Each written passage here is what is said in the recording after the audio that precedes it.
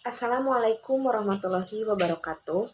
Saya Dina Siti Nurjana dengan NIM 121202065 dari jurusan Pendidikan Agama Islam kelas 4B Fakultas Tarbiyah dan Keguruan Universitas Islam Negeri Sunan Gunung Jati Bandung akan mempresentasikan materi mengenai aliran-aliran filsafat dan pendidikan filsafat Islam untuk memenuhi tugas UTS pada mata kuliah Filsafat Pendidikan Islam dengan dosen pengampu Bapak Haji Yudi Irfan Daniel, SS MAG. Untuk pembahasannya sendiri, di sini setidaknya ada 5 poin yang akan kita bahas. Untuk poin pertama yaitu mengenai pengertian filsafat dan pengertian pendidikan. Kemudian ada aliran-aliran filsafat. Lalu yang ketiga ada aliran-aliran pendidikan filsafat Islam. Kemudian manfaat ilmu filsafat, dan yang terakhir ialah kesimpulan. Baik, untuk poin yang pertama yaitu mengenai pengertian filsafat dan pengertian pendidikan.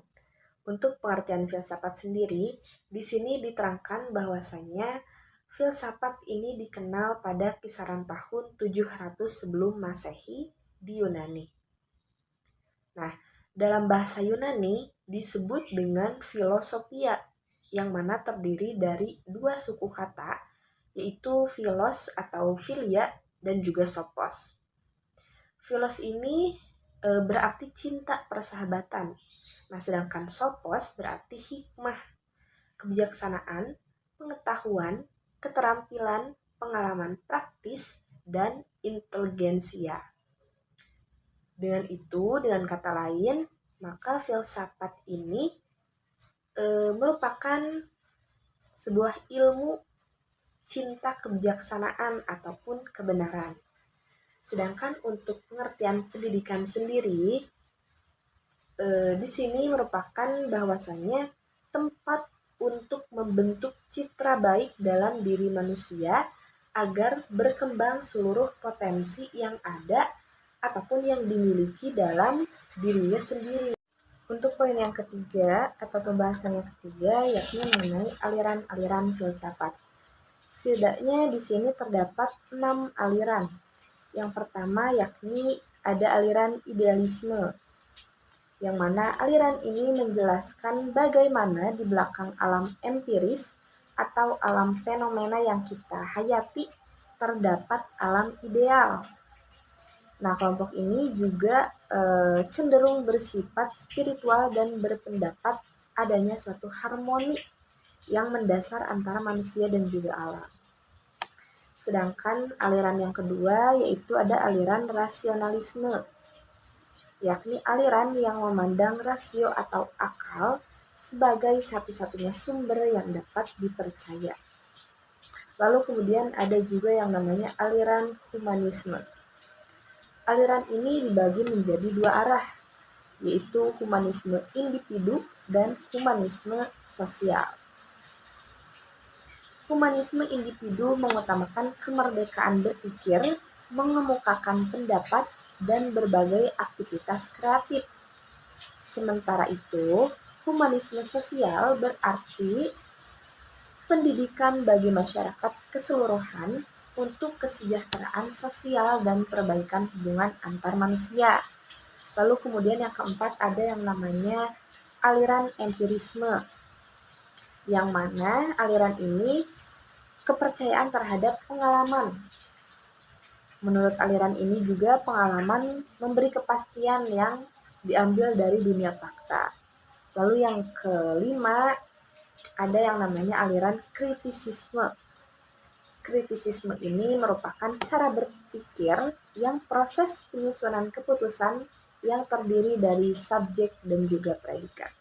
Lalu kemudian yang keenam atau yang terakhir ada yang namanya aliran konstruktivisme, yakni pengetahuan seseorang merupakan hasil konstruksi individu melalui interaksinya dengan objek, fenomena, pengalaman, serta lingkungan.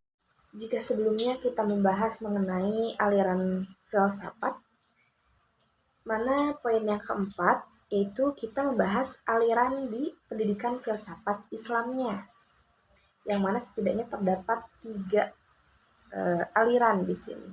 Yang pertama ada yang namanya aliran konservatif, yaitu yang dikemukakan oleh Al-Muhafiz.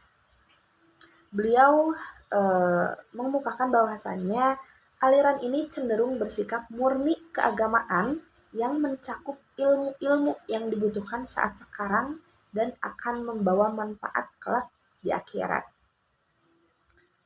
Lalu kemudian aliran yang kedua yaitu religius rasional yang dikemukakan oleh Al-Dini Al-Aqlani.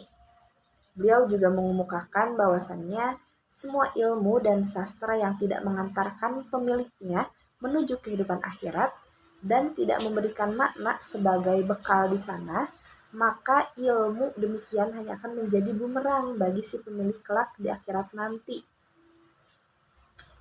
Kemudian yang terakhir atau yang ketiga ada aliran pragmatis, yaitu yang dikemukakan oleh Al-Darori. Ibnu Khaldun di sini mengakomodir ragam jenis keilmuan yang nyata terkait dengan kebutuhan langsung manusia, baik itu berupa kebutuhan spiritual ruhaniyah maupun juga kebutuhan material jasmaniah. Berdasarkan apa yang telah kita pahami dan juga ketahui, baik itu mulai dari pengertian filsafat, pengertian pendidikan, aliran-aliran dari filsafat, dan juga aliran-aliran dari filsafat pendidikan Islam, maka tidak lengkap kalau kita tidak mengetahui manfaat dari ilmu filsafat itu sendiri. Yang mana pada poin yang keempat ini, manfaat daripada ilmu filsafat itu diantaranya menjadikan manusia lebih bijaksana dalam artian memahami pemikiran yang ada dari sisi pemikiran tersebut disimpulkan.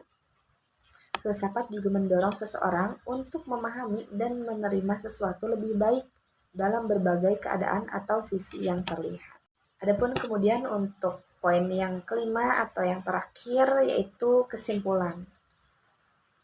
Jadi berdasarkan pengertian filsafat dan juga pendidikan, maka apabila dihubungkan menjadi suatu ilmu filsafat pendidikan Islam, yakni konsep berpikir tentang pendidikan yang berlandaskan ajaran-ajaran agama Islam tentang hakikat kemampuan manusia untuk dapat dibina dan dikembangkan serta dibimbing menjadi manusia muslim yang seluruh kepribadiannya dijiwai oleh ajaran Islam.